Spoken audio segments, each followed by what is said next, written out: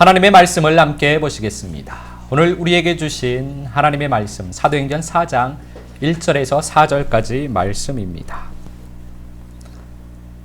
하나님의 말씀을 함께 보시겠습니다. 제가 봉독하겠습니다.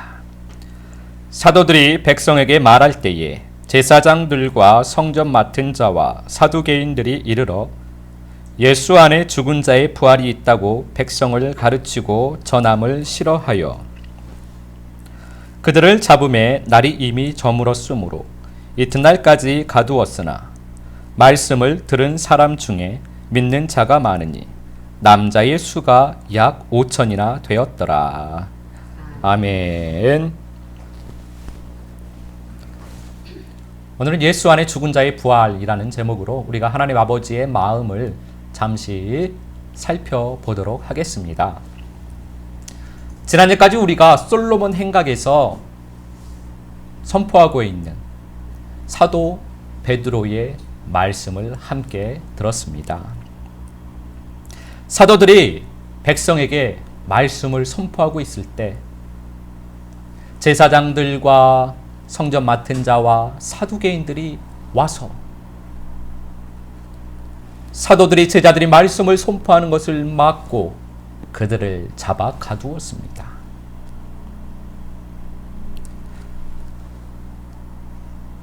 그러나 그들의 그러한 회방에도 불구하고 말씀을 들은 사람들 중에 믿는 사람이 많았습니다. 남자의 수만 5천 명이나 되는 그 많은 사람들이 제자들의 말씀을 듣고 선포하는 말씀을 듣고 믿게 된 것입니다. 예수님께서 말씀을 선포하셨습니다. 그리고 백성들에게 말씀을 하셨습니다. 들을 귀가 있는 사람은 들을지어다. 이게 무슨 말씀일까요? 그 말씀을 듣는 사람들 중에 귀가 없는 사람이 있었던 것일까요? 귀가 있어도 사람 소리는 잘 듣는데 하나님의 말씀을 듣지 못하는 불쌍한 사람들을 향한 우리 주님의 탄식의 외침이셨던 것입니다. 우리가 우리 주님의 사랑의 외침을 듣고 우리는 들을 귀가 있기를 바랍니다. 들을 귀 있는 사람이 누구냐? 말씀을 듣고 그 말씀을 믿는 사람입니다. 아무리 하나님의 말씀을 많이 들어도 들을 귀가 없으면 사람 소리만 듣지 하나님의 말씀을 듣지를 못하는 것입니다. 그래서 말씀을 아무리 많이 들어도 믿지를 못하고 믿음이 자라지 못하는 것입니다.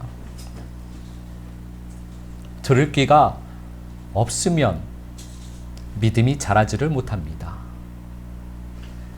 들을 귀가 없으면 하나님의 말씀을 듣지 못하기 때문입니다. 들을 귀가 무엇이냐? 아버지의 마음입니다.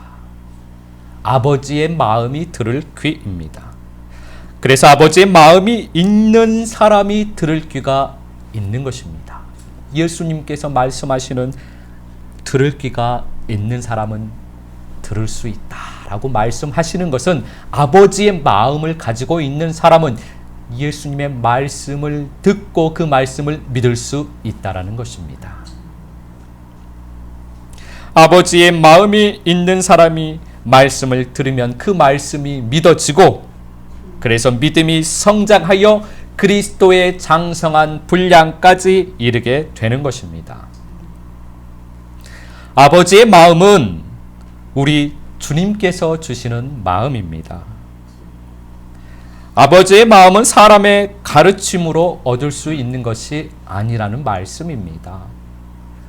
아버지께서 우리 주님께서 주셔야만 가질 수 있는 마음이 아버지의 마음입니다. 아버지의 마음을 주셔서 아버지의 마음을 얻게 되면 그 아버지의 마음으로 말씀을 들으면 말씀이 믿어진다는 것입니다. 아버지의 마음으로 삶을 살면 아버지의 뜻이 보여집니다. 우리에게 아버지의 마음을 주시는 주님을 찬양합니다. 우리가 아버지의 마음으로 말씀을 듣고 아버지의 마음으로 삶을 살아 아버지의 뜻을 알고 아버지의 말씀으로 살게 되기를 소망합니다. 그렇게 아버지의 마음으로 살게 되시기를 예수 그리스도 이름으로 축복합니다. 사도행전 4장 2절 말씀 우리가 함께 보시겠습니다. 제가 봉독합니다. 예수 안에 죽은 자의 부활이 있다고 백성을 가르치고 전함을 싫어하여. 아멘. 예수 안에 죽은 자의 부활이 있습니다. 우리는 이 말씀이 믿어집니다. 이 말씀을 믿을 수 있는 아버지의 마음을 우리에게 주신 주님을 찬양합니다. 그런데 이 말씀이 믿어지지 않는 사람들도 많이 있습니다. 왜냐하면 아버지의 마음이 없기 때문입니다. 말씀을 믿지 못하는 사람들은 이 말씀을 부정하려고 합니다. 그리고 자신이 믿지 못하는 말씀을 전하면 그것을 싫어하게 되는 것입니다. 그래서 그들은 다른 길을 걸어가는 것입니다. 오늘 본문 말씀의 제사장들과 성전 맡은 자와 사두개인들이 그러했습니다. 종교적 열심을 가지고 있었지만 그들은 제자들과는 다른 길을 걸어가는 것입니다.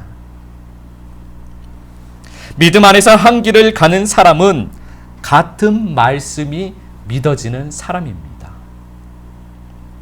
한 말씀을 믿는다는 것은 한 영 안에 거한다라는 것입니다. 주님의 말씀이 영이요 생명입니다. 주님의 말씀을 믿는다는 것은 주님의 생명을 얻는다라는 말씀입니다. 우리가 주님의 생명을 얻어야 한다라고 말씀을 하는데 그 말씀은 주님의 말씀을 믿는다라는 것입니다. 믿음은 신앙의 고백과 신앙의 결단이 아닙니다. 내가 믿겠습니다라고 신앙의 결단을 하고 주님께 내 신앙을 고백하는 것이 나의 믿음이 아니라는 것입니다. 믿음은 영적인 실제이며 삶 속에서의 실제입니다. 주님의 말씀을 믿으면 생명을 얻게 됩니다. 그리고 예수 생명을 얻으면 삶이 변하게 되어 있습니다. 예수를 아무리 믿는다고 해도 삶의 변화가 없다면 말씀을 믿지 못한 사람입니다. 말씀을 믿지 못했기 때문에 예수 생명을 얻지 못한 것이고 그래서 예수님을 10년을 믿고 20년을 믿어도 삶의 변화가 없는 것입니다. 종교적인 열심은 점점 커졌을지라도 삶 속에 변화가 없는 것입니다. 왜냐하면 예수님의 말씀을 믿지 못했기 때문입니다. 주님의 말씀을 믿으면 생명의 영 안에서 살게 됩니다. 그래서 생명의 영이 이끄는 대로 살게 되는 것입니다. 그러면 나의 언어와 행동이 점점 변하게 됩니다. 나도 모르게 변하게 됩니다. 억지로 내가 그렇게 살아야지, 말씀대로 살아야지, 내가 그렇게 살아야지 하는 억지로 하는 열심이 아니라 나도 모르게 변화되어진 나를 보고 내가 놀랄 정도로 변화가 되는 것입니다. 예수 생명을 얻으면 조금씩 변하기 때문에 나는 그것을 모릅니다. 그런데 그것이 변화된 후에 그 모습이 내가 보일 정도로 변화되면 그때 내가 깜짝 놀라는 것입니다. 이렇게 믿음은 삶 속에서 일어나는 영적인 실제입니다. 그것이 영적인 실제라는 것입니다. 영적인 현상이 일어나고 무엇을 봐서 그것이 영적인 실제가 아니고 예수 생명을 얻어 내가 변화되는 것이, 삶이 변화되는 것이, 내가 변화되는 것이 영적인 실제입니다. 바로 우리가 영적인 실제입니다. 내가 영적인 실제인 것입니다. 주님의 현현이 바로 내 자신이 되는 것입니다. 여러분이 주님의 현현입니다. 그래서 제자들이, 사도들이 내가 예수의 몸이다, 내가 예수의 향기다, 그렇게 고백을 하는 것입니다. 그렇게 예수의 몸이 되시기를, 예수의 향기가 되시기를 예수 그리스도 이름으로 축복합니다. 그래서 보혈의 말씀을 믿는 사람은 보혈의 믿음 안에서 사는 것입니다. 그리고 성령의 말씀을 믿는 사람은 성령의 믿음 안에서 사는 것입니다. 보혈의 길을 걷는 것이고 성령의 길을 걷는 것입니다. 왜냐하면 보혈의 말씀이 믿어지기 때문에, 성령의 말씀이 믿어지기 때문입니다. 그리고 생명의 말씀을 믿는 사람은 생명의 믿음 안에서 사는 것입니다. 생명의 길을 걷는 것입니다. 생명의 말씀이 믿어지니까. 우리는 각자 내가 믿는 말씀이 있습니다. 그 말씀이 내 믿음인 것입니다. 내가 믿는 말씀이 내 믿음입니다. 왜냐하면 내가 믿으면, 내가 그 말씀 안에 살면 내가 그 길을 걷게 되기 때문입니다. 그 말씀이 내 생명이 되고 그 영이 내가 되는 것입니다. 우리는 생명의 말씀을 믿게 되었습니다. 생명의 말씀을 믿을 수 있는 아버지의 마음을 주신 주님을 찬양합니다. 그래서 생명의 영이 우리의 삶이요 생명이 된 것입니다. 그래서 우리는 생명의 말씀이 좋고 생명의 말씀을 자꾸 들으면서 먹고 그 안에서 살기를 기뻐하는 것입니다. 예수 안에 죽은 자의 부활이 있습니다.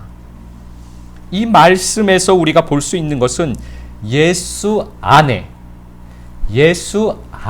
있다라는 것입니다. 모든 것은 믿음 안에서, 즉 예수 안에서 우리에게 허락하셔서 주어지는 것입니다. 우리에게 주어지는 모든 삶은, 내 삶의 모든 것은 아버지께서 허락하셔서 우리에게 주신 것입니다. 내가 그것이 좋던 싫던, 좋은 일이든 나쁜 일이든 그 모든 것은 예수 안에서 주님께서, 아버지께서 나에게 주신 것입니다. 예수 안에서가 아니면 모두 도적이요 강도인 어둠으로부터 오는 것입니다. 우리 주님은 알파와 오메가이십니다. 우리 주님은 처음과 마지막이십니다. 그래서 예수 안에 죽은 자의 부활도 있습니다. 예수 안에 있습니다. 부활 생명은 이렇게 예수 안에 있는 것입니다. 예수 안에서 우리에게 부활 생명을 주시는 주님을 찬양합니다. 다른 의미로 예수 안에 죽은 자의 부활이 있다는 말은 예수의 길 안에는 죽은 자의 부활이 있다는 말씀입니다. 그래서 예수님께서 이 말씀을 삶으로 사신 것입니다. 십자가에 달려 죽으셨고 무덤에서 부활하시는 삶을 이 땅에서 친히 사셨습니다. 이 땅에서 살아가는 하나님의 자녀는 이렇게 살아야 한다라고 삶으로 말씀을 우리에게 보여주신 것입니다. 하나님의 자녀는, 즉 예수의 길을 걷는 성도는 이렇게 내가 죽고 부활 생명을 얻는 길을 걸어야만 합니다. 예수 안에 죽은 자의 부활이 있습니다. 이 말씀에서 또 우리가 볼 수 있는 것은 먼저 죽어야 한다는 것입니다. 하나님의 자녀인 우리는 내가 먼저 죽어야만 합니다. 우리는 본래가 살아있는 존재입니다. 그런데 애석하게도 우리는 흑암과 혼돈과 공허로 살아있는 존재입니다. 이렇게 우리는 본래가 나 자신으로 살아있는 존재입니다. 이렇게 본래 우리는 세상과 죄와 사망인 나로 살아있는 존재입니다. 그래서 우리는 세상과 죄와 사망인 내가 먼저 죽어야만 합니다. 그것은 먼저는 내가 세상이요, 내가 죄요, 내가 사망이라는 것을 인정하는 것에서부터 시작을 합니다.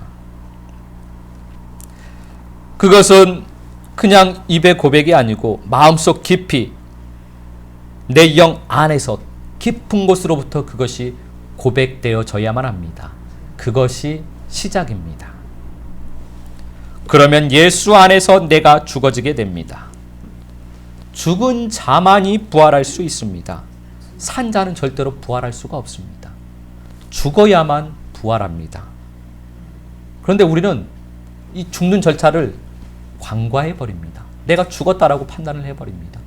그저 예수 생명을 얻어서 내가 살겠다고 합니다. 그러면 부활 생명을 얻을 수가 없습니다.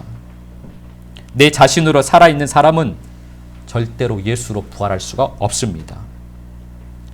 예수님 말씀처럼 내가 이미 죽었습니다 라고 하는 사람은 아직 자기가 살아있는 사람입니다. 우리는 항상 주님 앞에서 내가 살아있습니다. 세상과 죄와 사망인 내가 살아있습니다. 주님 나를 불쌍히 여겨주십시오. 우리는 이 말밖에 할 것이 없습니다.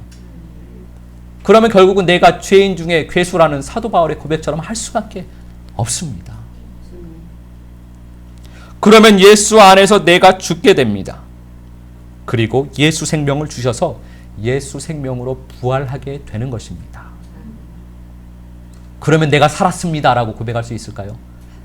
그때에도 여전히 우리는 아버지 앞에 갈 때까지 우리가 할 수 있는 고백은 주님 불쌍히 여겨주시옵소서. 그거밖에 할 것이 없는 것입니다. 그런데 예수 생명을 얻어 예수 생명으로 부활하면 예수 생명으로 살 수는 있습니다.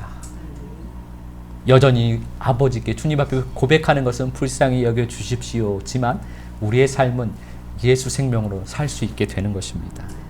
이 땅에서도 하늘의 삶을 살 수 있는 것입니다. 예수 생명으로 산다는 것은 무엇일까요? 예수 생명으로 산다라는 말은 아버지와 함께 산다라는 것입니다. 자녀가 되어 아버지와 함께 산다라는 것입니다. 예수 생명의 삶은 아버지와 함께 사는 삶입니다. 하늘의 삶, 천국의 삶은 아버지와 함께 사는 삶입니다. 특별한 게 아닙니다. 어떠한 대단한 것이 아닙니다. 우리가 생각하는 어떠한 대단한 것이 아니라는 것입니다. 어떠한 영적인 것이 아니라는 것입니다. 아버지와 함께 사는 것이 예수 생명으로 사는 것이고 아버지와 함께 사는 것이 이 땅에서도 천국을 사는 것입니다. 이 땅에서 예수 생명으로 살면 천국을 사는 것입니다. 이 땅에서 아버지와 함께 살면 예수 생명으로 사는 것입니다. 그것이 예수의 향기로 사는 것이고 예수의 몸으로 사는 것입니다. 이번 한 주간도 아버지와 함께 사는 천국의 삶을 살게 되시기를 예수 그리스도 이름으로 축복합니다.